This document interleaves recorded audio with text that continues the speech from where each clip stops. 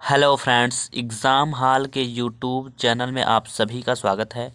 जितने भी विद्यार्थी क्लास 10th की तैयारी कर रहे हैं उन सभी विद्यार्थियों के लिए ये वीडियो काफ़ी इम्पॉर्टेंट है। इस वीडियो में हम लोग पढ़ेंगे सामाजिक विज्ञान के 20 महत्वपूर्ण प्रश्न जो आपके बोर्ड एग्ज़ाम 2023 में आने की फुल चांस हैं। ठीक है, तो चलिए वीडियो को बिना देरी करते हुए वीडियो को स्टार्ट करते हैं। तो जैसा कि आप लोग देख सकते हैं, यहाँ पर हमने पहला क्वेश्चन लिया है क्या, महात्मा गांधी अफ्रीका से यानी कि दक्षिण अफ्रीका से भारत कब लौटे। ऑप्शन नंबर पहला क में दिया गया है क्या, 1916 ईस्वी में। ऑप्शन नंबर ख में है 1918 ईस्वी में। ऑप्शन नंबर ग में दिया गया है 1915 में। और ऑप्शन नंबर घ में दिया गया है क्या, 1920 ईस्वी में। तो आप लोग इस क्वेश्चन का आंसर बताने की कोशिश कीजिएगा। ठीक है, तो देखिए इस क्वेश्चन का जो राइट आंसर हो जाएगा वो हो जाएगा क्या, ऑप्शन नंबर ग यानी कि 1915। यानी महात्मा गांधी जो अफ्रीका से भारत लौटे थे कब, 1915 ईस्वी में लौटे थे। ठीक है, चलिए क्वेश्चन दूसरे की ओर चलते हैं। तो देखिए यहाँ पे देख सकते हैं, ये है हमारा क्वेश्चन नंबर दूसरा। क्वेश्चन नंबर दूसरा में दिया गया है, गांधी जी ने दांडी यात्रा की थी। ऑप्शन नंबर ए में है रालेक्ट एक्ट।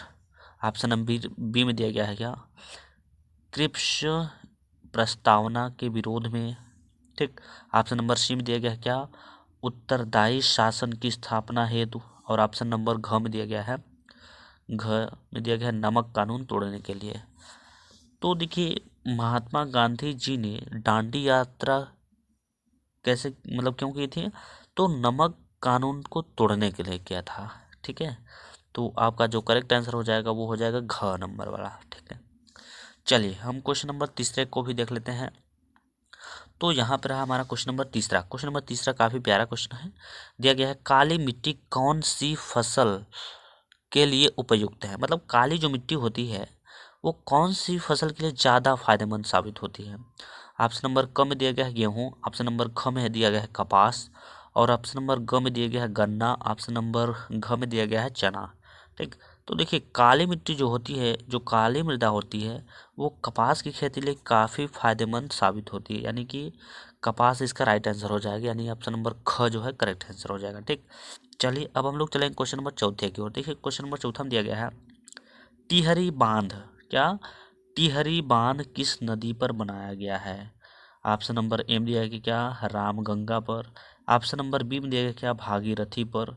ऑप्शन नंबर ख दिया गया भागीरथी पर। ऑप्शन नंबर ग दिया गया क्या, अलकनंदा पर।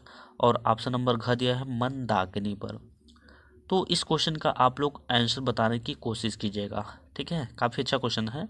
आपकी बोर्ड एग्जाम सामाजिक विज्ञान में एकदम टॉप, मतलब कि आने के फुल चांस है भाई। ठीक है, तो आप सभी लोग इसे एक अच्छे नोट्स पर मतलब लिख लीजिए कॉपी में और उसे याद कर लीजिएगा। ठीक है, तो देखिए टिहरी बांध जो है वो आपका किस नदी पर बनाया गया है, तो भागीरथी भागीरथी नदी पर बनाया गया है। मतलब ऑप्शन नंबर ख क्या हो जाएगा, करेक्ट हो जाएगा। ठीक है, चलिए अब हम लोग देखेंगे क्वेश्चन नंबर पाँचवें को। तो क्वेश्चन नंबर पाँचवा को यहाँ पर आप देख सकते हैं। क्वेश्चन नंबर पाँचवा में दिया गया है क्या, क्वेश्चन नंबर पाँचवा में दिया गया है, नागार्जुन परियोजना किस नदी से संबंधित है। ठीक है, क्या बोला है, नागार्जुन परियोजना किस नदी से संबंधित है। ऑप्शन ए में है कृष्णा। ऑप्शन बी में है कावेरी। और सॉरी, ऑप्शन नंबर ख में दिया गया है कावेरी। एक क में कृष्णा दिया गया है और ख में दिया है कावेरी। ऑप्शन नंबर ग में दिया गया है महानदी। ऑप्शन नंबर घ में दिया है गंगा। ठीक है, तो इस क्वेश्चन का आप लोग आंसर बताने की कोशिश कीजिएगा। तो देखिए नागार्जुन जो परियोजना नदी है, नागार्जुन परियोजना जो है वो कृष्णा कृष्णा नदी से संबंध रखती है भाई। किस नदी से, कृष्णा नदी से संबंध रखती है। मतलब ऑप्शन नंबर क क्या हो जाएगा, करेक्ट हो जाएगा। ठीक है, चलिए क्वेश्चन नंबर छठवें की ओर चलते हैं। तो देख सकते हैं आप लोग, ये है आपका क्वेश्चन नंबर छठवां। क्वेश्चन नंबर छठवां में क्या दिया गया है, क्वेश्चन नंबर छठवां में दिया गया है, ज्वारीय वन कहाँ पाए जाते हैं। मतलब जो ज्वारी वन होते हैं वो कहाँ पाए जाते हैं। ऑप्शन नंबर क में दिया है डेल्टाई भाग में। ऑप्शन नंबर ख में दिया गया है मरुस्थली भाग में। ऑप्शन नंबर ग में दिया गया है क्या, पठारी भाग में। ऑप्शन नंबर घ में दिया गया क्या, पहाड़ी भाग में। ठीक है, तो देखिए ज्वारी वन जो होते हैं वो डेल्टाई, मतलब डेल्टाई भाग में अधिक से अधिक पाए जाते हैं। तो कौन से भाग में, डेल्टाई भाग में, डेल्टाई भाग में। तो आपका ऑप्शन नंबर क क्या हो जाएगा, करेक्ट हो जाएगा। ठीक है, चलिए अब हम लोग देखेंगे क्वेश्चन नंबर 7 को। ये रहा हमारा क्वेश्चन नंबर 7। देखिए क्वेश्चन नंबर 7 में क्या दिया गया है, क्वेश्चन नंबर 7 में दिया गया है मार्टिन लूथर, क्या दिया है, मार्टिन लूथर द्वारा चलाए गए आंदोलन का क्या नाम था। मतलब मार्टिन लूथर द्वारा जो चलाया गया आंदोलन था उसका क्या नाम था। ऑप्शन नंबर क में दिया गया है क्या, कैथलिक। ऑप्शन नंबर ख में दिया गया है प्रोटेस्टेंट। ऑप्शन नंबर ग में दिया गया है प्यूरिटन। और ऑप्शन नंबर घ में दिया गया क्या, प्रेस्बिटेरियंस। ठीक है, तो देखिए जो मार्टिन लूथर द्वारा जो चलाया गया था, क्या, मार्टिन लूथर द्वारा चलाया गया आंदोलन, आंदोलन का नाम जब उसने मतलब कि ये आंदोलन चालू किया था तो उसका नाम रखा था उसने, क्या नाम रखा था भाई, प्रोस्ट ओ सॉरी प्रोटेस्टेंट, प्रोटेस्टेंट। मतलब ऑप्शन नंबर ख जो हो जाएगा वो करेक्ट हो जाएगा, प्रोटेस्टेंट नाम रखा था। मार्टिन लूथर द्वारा जो चला गया आंदोलन था उसका प्रोटेस्टेंट नाम रखा गया था। ठीक है, चलिए अब हम लोग देखें क्वेश्चन नंबर 8 को। तो यहाँ पर आप लोग देख सकते हैं क्वेश्चन नंबर 8 में दिया गया है निम्नलिखित में कौन सा धात्विक खनिज है। ठीक है, यहाँ पर क्या बोल रहा है, निम्नलिखित में से कौन सा धात्विक खनिज है, मतलब धात्विक खनिज है जिसमें धातु के गुण पाए जाते हैं भाई। ठीक है, तो देखिए ऑप्शन नंबर पहला में दिया गया क्या, अभ्रक। ऑप्शन नंबर ख में दिया गया क्या, जिप्सम। ऑप्शन नंबर ग में दिया गया है तांबा। और ऑप्शन नंबर घ में दिया गया क्या, हीरा। ठीक है, तो इस क्वेश्चन का आप लोग आंसर बताने की कोशिश कीजिएगा। तो इस क्वेश्चन का जो राइट आंसर हो जाएगा वो हो जाएगा क्या, ऑप्शन नंबर ग यानी कि तांबा। ठीक है, धात्विक खनिज किसमें पाया जाता है भाई, तांबा में पाया जाता है। चलिए अब हम लोग देख लेते हैं क्वेश्चन नंबर 9 को। तो क्वेश्चन नंबर 9 में देखिए क्या दिया गया है, क्वेश्चन नंबर 9 में दिया गया है कोलार का संबंध किस खनिज से है। यानी कोलार जो है खनिज है किस खनिज से संबंध रखता है भाई। ऑप्शन ए में दिया गया है क्या, तांबा से। ऑप्शन नंबर मतलब ऑप्शन नंबर क में दिया गया है तांबा से। ऑप्शन नंबर ख में दिया गया क्या, बॉक्साइट से। ऑप्शन नंबर ग में दिया गया है क्या, सोना से। ऑप्शन नंबर घ में दिया गया है लौह अयस्क से। ठीक, तो देखिए जो कोलार होता है, कोलार का संबंध देखिए सोना से होता है, किससे होता है, सोना। तो सोना वाला ऑप्शन क्या हो जाएगा, करेक्ट हो जाएगा, मतलब ऑप्शन नंबर ग क्या हो जाएगा, सही हो जाएगा। ठीक है, चलिए क्वेश्चन नंबर 10वें को देख लेते हैं। तो ये रहा आपका क्वेश्चन नंबर 10वां। क्वेश्चन नंबर 10वां में बोल रहा है क्या, सूती वस्त्र उद्योग संबंधित है। ऑप्शन नंबर क है में दिया गया कृषि। ऑप्शन नंबर ख में दिया गया क्या, बागवानी। और ऑप्शन नंबर ग में दिया गया वृक्षारोपण। ऑप्शन नंबर घ में दिया है खनन से। तो जो सूती वस्त्र होते हैं, सूती वस्त्र का उद्योग कृषि द्वारा होता है, किस द्वारा, कृषि। कृषि भाई, सूती वस्त्र किसे, कृषि से होता है ना, मतलब ऑप्शन नंबर क क्या हो जाएगा, करेक्ट हो जाएगा। ठीक है, चलिए अब हम लोग देखेंगे क्वेश्चन नंबर 11 को। तो क्वेश्चन नंबर 11 में क्या दिया गया है, क्वेश्चन नंबर 11 में दिया गया है निम्नलिखित में से कौन सी एक रेशेदार फसल है। कौन सी रेशेदार फसल पूछ रहा है यहाँ पर आपसे, क्या पूछ रहा है, रेशेदार। तो देखिए रेशेदार जो फसल होता है उसको हम किसे बोलते हैं, जूट जो होता है आपका एक रेशेदार फसल के अंतर्गत आता है। क्या, जूट। जो आप देख सकते हैं ऑप्शन नंबर कम दिया गया है जूट, तो ये हो जाएगा आपका करेक्ट आंसर हो जाएगा। ठीक है, चलिए क्वेश्चन नंबर 12 में को भी देख लेते हैं। तो यहाँ पर आप लोग देख पा रहे होंगे क्वेश्चन नंबर 12 ये दिया गया है क्या, निम्न में से कौन सा परिवहन साधन भारत में प्रयुक्त साधन है, प्रमुख साधन है। प्रमुख मतलब प्रमुख जो होता है अत्यधिक, मतलब आवश्यकता होता है ना, प्रमुख एकदम, प्रमुख मतलब मुख्य चीज जो होता है। तो ऑप्शन नंबर क में दिया है क्या, पाइपलाइन। ऑप्शन नंबर ख में दिया है सड़क परिवहन। ऑप्शन नंबर ग में दिया गया क्या, रेल परिवहन।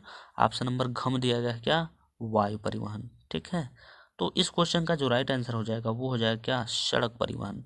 क्योंकि देखिए भारत का प्रमुख जो साधन है वो क्या है, सड़क परिवहन है। क्या है, सड़क परिवहन। बहुत काफ़ी मोस्ट इम्पोर्टेंट क्वेश्चन है, आपके बोर्ड एग्जाम में आने का फुल चांस रहेगा एकदम। ठीक है, तो इस क्वेश्चन का जो राइट आंसर हो जाएगा वो हो जाएगा। अब हम लोग देखेंगे क्वेश्चन नंबर 13 को। तो यहाँ पर देख सकते हैं आप लोग क्वेश्चन नंबर 13 को यहाँ पर दिया गया है। क्वेश्चन नंबर 13 में दिया गया क्या, प्रधानमंत्री की नियुक्ति करता है, मतलब प्रधानमंत्री की नियुक्ति कौन करता है। ऑप्शन नंबर ए में है राष्ट्रपति। ऑप्शन नंबर बी में है लोकसभा अध्यक्ष।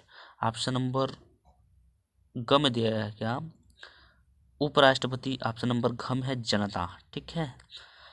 ऑप्शन नंबर ए में दिया है क्या राष्ट्रपति, बी सॉरी ऑप्शन नंबर क में दिया है राष्ट्रपति, ख में दिया है लोकसभा अध्यक्ष, और ग में दिया गया क्या राष्ट्र उपराष्ट्रपति, और घ में दिया है क्या जनता दिया गया है।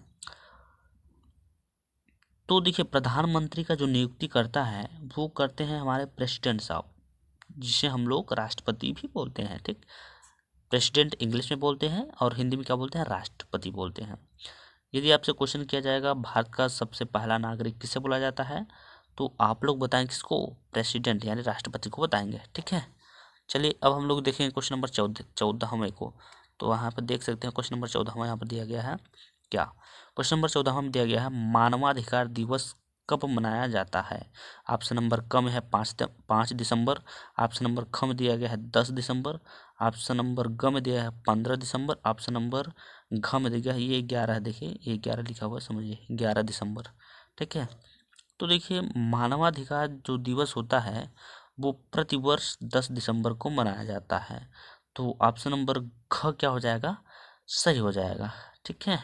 चलिए अब हम लोग देखें क्वेश्चन नंबर 15 को। ये रहा आपका क्वेश्चन नंबर 15।